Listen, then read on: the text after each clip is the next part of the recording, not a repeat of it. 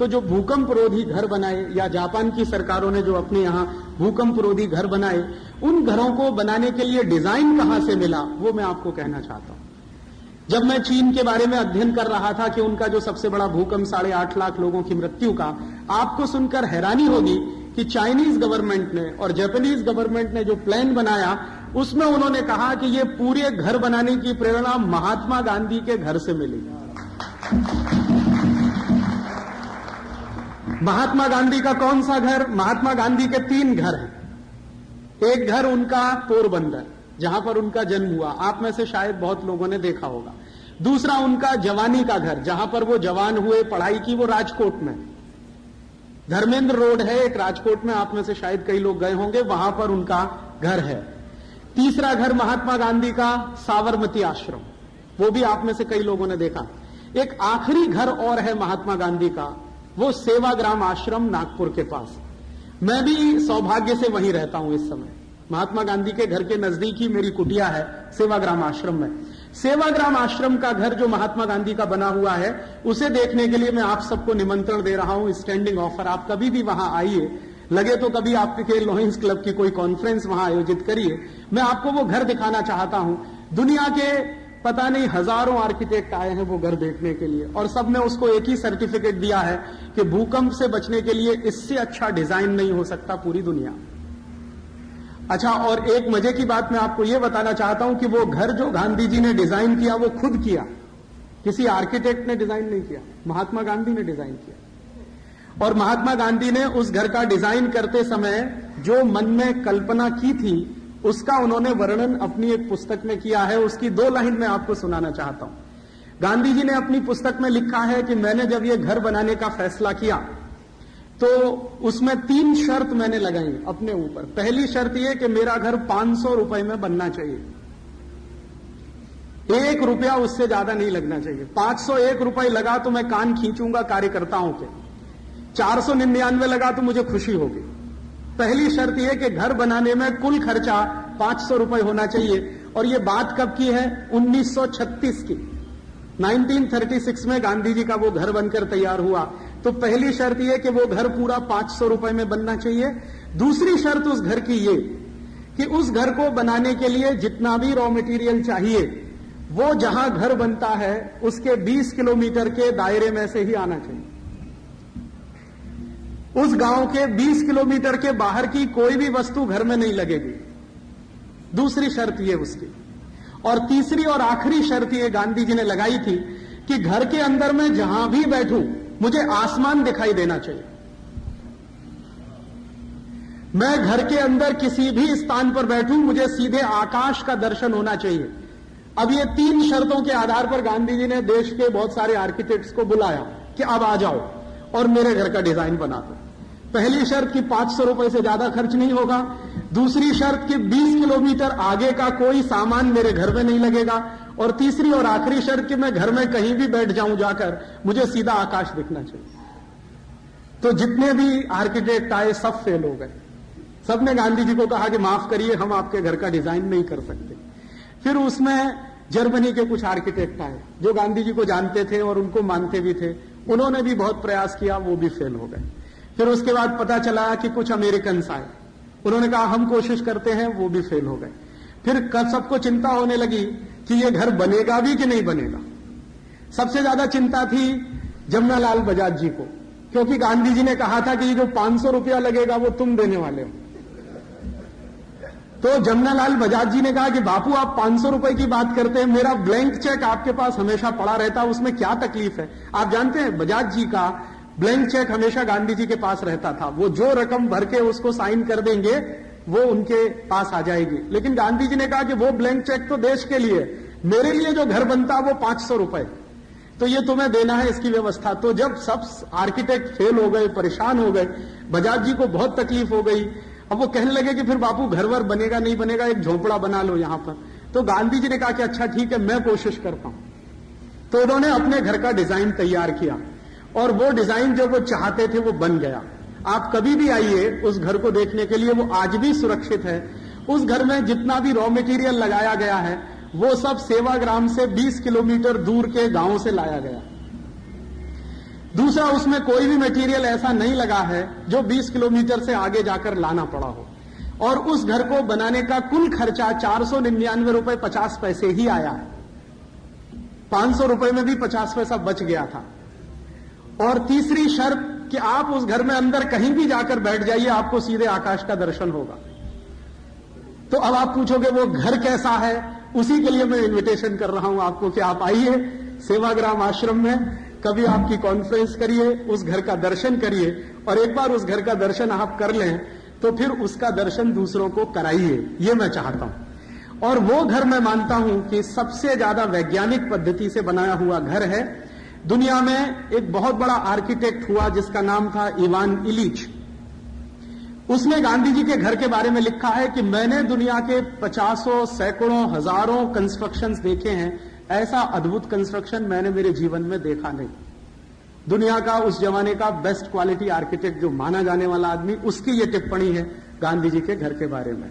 तो मैं ये चाहता हूं, ये भूकंप से जुड़ता है। गांधी जी ने जब घर के निर्माण की रचना की तो उनको किसी ने कहा कि गांधी जी ये इलाका भी सीस्मिक जोन है, गांधी जी का घर जहां पर है वहां भी टेक्टोनिक मूवमेंट होते रहते हैं और वो सीस्मिक जोन है।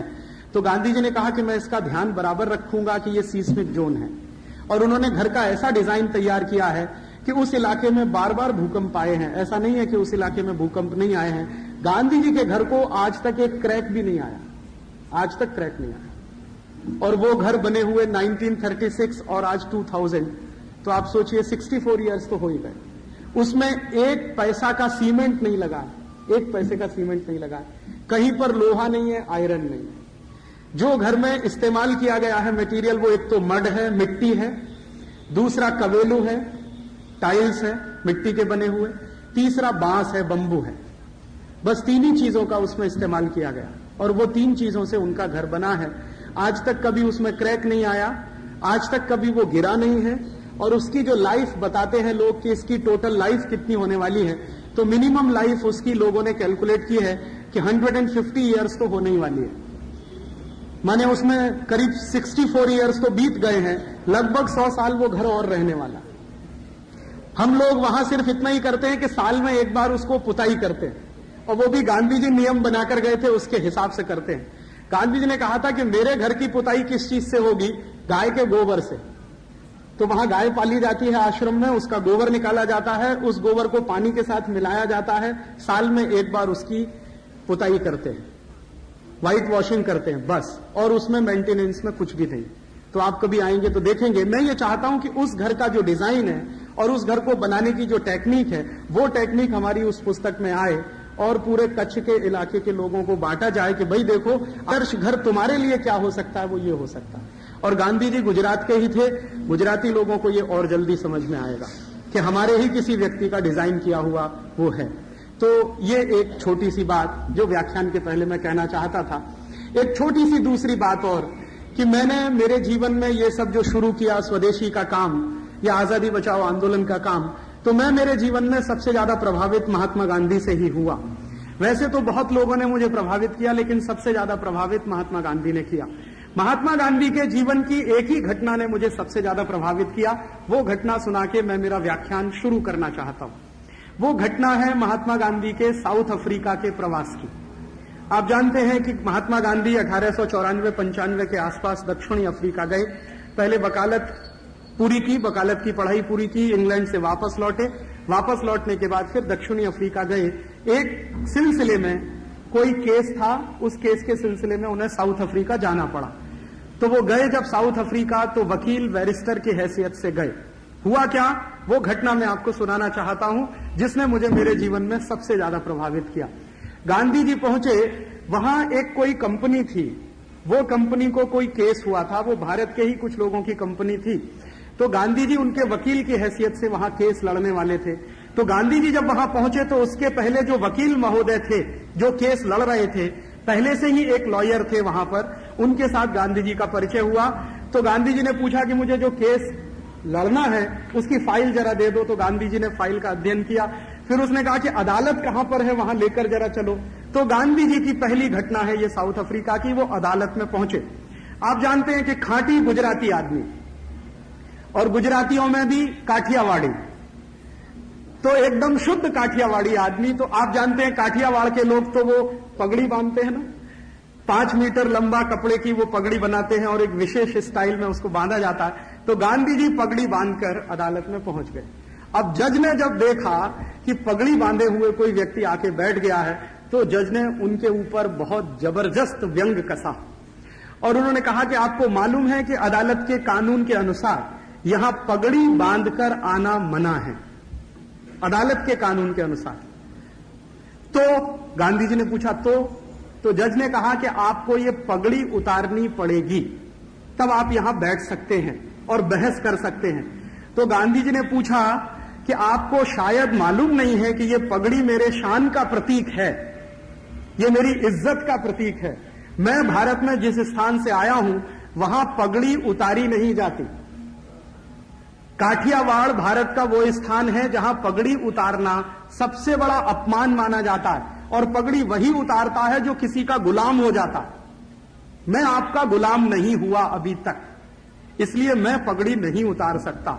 जज बौखला गया, क्योंकि इतनी हिम्मत से बात कहने वाला कोई आदमी उसके सामने पहली बार आया। तो उसने पूछा कि ये है कौन?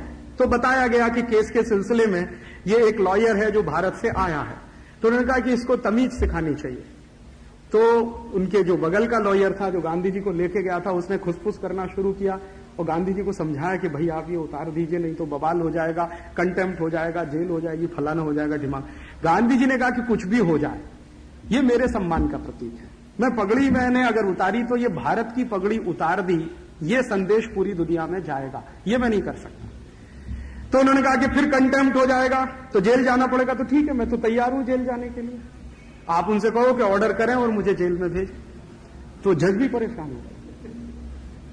अब वो गए थे केस लड़ने के लिए और अपना ही केस लड़ना उन्होंने शुरू कर दिया। अब जज बौखला गया कि ये आदमी कहता है कि ऑर्डर करो, मुझे जेल में भेजो, मैं पगड़ी नहीं उतार सकता, तुम्हारे जो कानून है उसके आधार पर काम। अब वो जज बौखला गया। फिर बहुत सारे लोग आ गए, हंगामा होने लगा। फिर बहुत सारे पत्रकार भी थे, वो सब इकट्ठे हुए।